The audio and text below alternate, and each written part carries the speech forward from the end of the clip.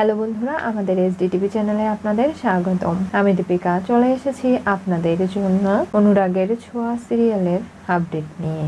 জয়ী খুব অস্থির অস্থির করছে। তখনই ডাক্তার বলে আমি ওকে ঠান্ডা হওয়ার একটা ইঞ্জেকশন দিয়েছি। ও কোনো কিছু ভয় পেয়েছে, যার কারণে এরকমটা করছে। আমি আমার মেয়ের এত কষ্ট সহ্য করতে পারি না।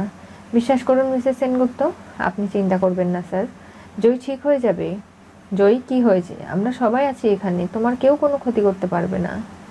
স্যার, আমি যদি এখানে থেকে যাই, জয়ীর সব থেকে বড় শক্তি ওর মা। আপনি ওখানে থেকে যেতে চাইছেন ঠিকই, তবে আমাদের নার্স তো সবসময় থাকে। আপনার থাকার কোনো প্রয়োজন নেই, আপনারা বরঞ্চ বাইরে যান। ওকে ঘোরের মধ্যে রয়েছে, এখানে ওকে ঘুমোতে হবে প্রচুর পরিমাণে, তাহলে ওর ঘোরটা কেটে যেতে পারে। এই বলে ডাক্তার বেরিয়ে যায়। মিশকা সবসময় চেষ্টা করছে যেভাবেই হোক রূপাকে তাকে আয়ত্তে আনতে হবে, তাহলে সেনগুপ্ত পরিবারের কখনো পুনর্মিলন সে হতে দেবে না। আর তার জন্য রূপাকে ব্যবহার করাটা মিশকার একমাত্র কাজ। হাসপাতাল থেকে বেরিয়েই সূর্য রেগে যায় সোনার উপরে, বলে তোমার জন্য আমি সব কিছু ছেড়েছি, সেনগুপ্ত পরিবার, আমার নিজের ব্যক্তিগত জীবন, সবটা। তুমি কি চাইছো সোনা? তোমার জন্য আমি আর কি কি করলে তোমার কাছে প্রিয় হতে পারবো বলতে পারো তুমি? আজকে তোমার জন্য জয়ী অসুস্থ হয়ে গেল। মেয়েটা চোখে দেখতে পারে না, ও খুব সেন্সিবল। তুমি কেন ওর সামনে এই ধরনের কথা বলে তোমার মায়ের সঙ্গে ব্যবহার আচরণ খারাপ করে ওকে এতটা অসুস্থ করে দিলে? আমি কিন্তু তোমাকে ক্ষমা করব না। সব কিছুর ক্ষমা হয় না, আর সবটা ভুলে যাওয়াও যায় না, বুঝতে পেরেছো? কেন করেছো এগুলো তুমি? আজকে যদি জয়ীর কিছু হয়ে যায়, তুমি এর দায় নিতে পারবে? এড়িয়ে যেতে তো কোনোভাবেই পারবে না তুমি। তাহলে বাবা, আমি শুধু চাই চারু, তুমি আর আমরা তিনজন ভালো থাকি। তাছাড়া আমার আর চাওয়ার কিচ্ছু নেই। শোনা, তোমার জীবনে এমন কিছু মানুষ আসবে যাদের তুমি পছন্দ করবে না, যারা তোমার ক্ষতি করার চেষ্টা করবে, কিন্তু তারপরেও তাদের সঙ্গে মুখে মিল দিয়ে চলতে হবে। সেটা তুমি কেন বুঝতে পারো না? সবসময় সব কিছু তোমার মন মতো হবে না, তাই তোমাকে বোঝাচ্ছি। যে ভুল তুমি আজকে করেছো, আর সেগুলো করবে না। আজকে তোমার জন্য আমি নিজের ভালোবাসা, নিজের সংসার, পরিবার সবটা ছেড়ে দিয়েছি। তাহলে তুমি কেন এরকম করছো? আমাকে চিন্তা টেনশন দিয়ে কি তুমি শেষ করে ফেলবে? তখনই দেখতে পারে যে সোনা একটা ঠান্ডা জলের বোতল নিয়ে নিজের মাথায় ঢালছে। কি করছিস কি? তোর তো ঠান্ডা লেগে যাবে। যাক, আমি তোমার সমস্ত কথাগুলো হজম করার চেষ্টা করছি। আমার মাথা খুব গরম হয়ে গেছে, আমি কোনোভাবে এই কথাগুলো সহ্য করতে পারছি না। এবার আমি কি করব? রুমাল দিয়ে সমস্ত জলগুলো মাথার মুছে দেয় সূর্য। বাবা, তুমি আমাকে বাড়ি নিয়ে চলো, এখানে আমি থাকতে চাই না। আমি বাড়িতে গেলে বিশ্রাম নিলেই ঠিক হয়ে যাব, সেটাই তো। তোকে তো আবার বকাঝকাও করা যাবে না, তাহলে তুই অসুস্থ হয়ে যাবি। এই এক কারণে আমি কিছুই করে উঠতে পারি না। আমি জানি না আমার এই অভিশপ্ত জীবনটা আমি কবে ঠিক করতে পারবো। আমার নিজের রক্তের ভাই জয়, সে চুরি করে পালিয়েছে। ওকে নানাভাবে আমি পুলিশে ধরিয়ে দিতে চাই, শাস্তি পাওয়াতে চাই, অথচ জয় আমার হাতের নাগালে। আমি কিছুই করে উঠতে পারছি না। ওকে যেভাবেই হোক আমাকে ধরতে হবে, তা না হলে যে সব কিছু শেষ হয়ে যাবে। জয়লালাকে টাকা দিয়ে সূর্য অলিকে নিয়ে বাড়ি ফিরে যায়। জয়ী শুয়ে রয়েছে। নার্সকে মিশকা ডাক্তার সেজে এসে জানায়, আপনি যান, আমি রাউন্ডে আছি, আমি এখানে রয়েছে, আপনি ওষুধগুলো নিয়ে আসার ব্যবস্থা করুন। এরপর রূপা বলে ডাকে, আর ভাবে যে তোমাকে আর একটু ভয় পাইয়ে দিই। কি ব্যাপার রূপা?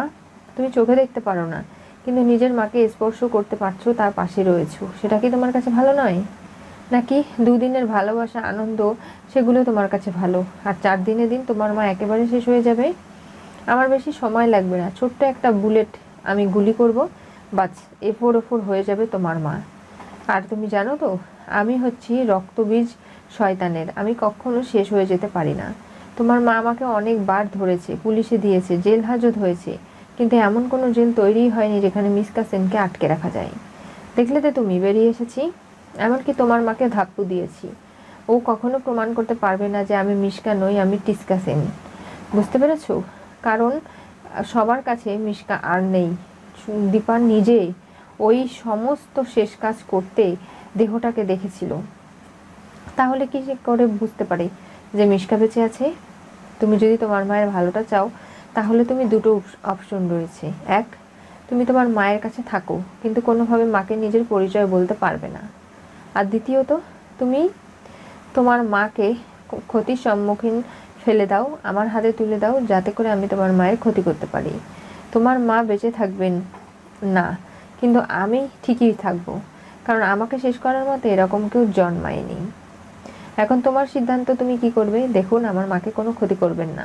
এত বছর পরে আমি মাকে ফিরে পেয়ে কোনোভাবেই মায়ের সঙ্গে কোনো অন্যায় আমি হতে দিতে পারবো না। এই তো গুড গার্ল, এক কথায় তুমি শুনে নিয়েছো। বিশ্বাস করো, আমি সারা জীবন ধরে সূর্যকে ভালোবেসেছি, ওকে কাছে পেতে চেয়েছি। আজকে যা কিছু হচ্ছে সবটাই ওই দিবার জন্য। সূর্যকে আমি ঠিক একদিন না একদিন নিজের করে পাবোই, আর তার জন্য আমার এই লড়াইটা চালু থাকবে। আর তুমি দেখো, তোমার মায়ের কোনো ক্ষতি আমি করব না। যতক্ষণ তুমি মুখ বন্ধ রাখবে, কখনো তুমি কারো কাছে স্বীকার করবে না যে তুমি রূপা। তুমি যদি তোমার মাকে বলো, সে আবার ডাক্তার সূর্য সেনগুপ্তের হাত ধরবে। এরপরে অলি তোমার কথা জানতে পারলে বেঁচে আছো, ও কিন্তু তোমাকে সোনা বলে ডাকবে, রূপা বলে ডাকবে, জড়িয়ে ধরবে দুইজন দুজনকে। আমি সেটা কখনো হতে দিতে পারবো না।